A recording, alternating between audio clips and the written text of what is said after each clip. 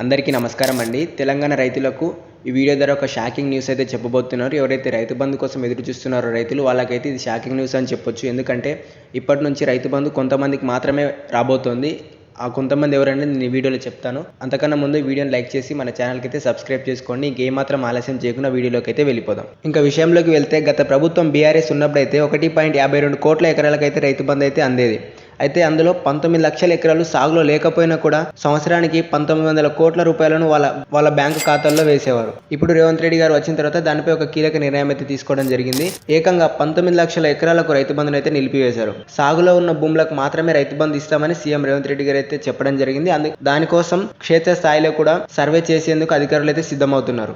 అంటే ఒక రైతుకు 5 ఎకరాలు లేదా 5 ఎకరాల కన్నా లోపు ఉన్న భూమికి మాత్రమే రైతు బంధు అయితే వస్తుంది.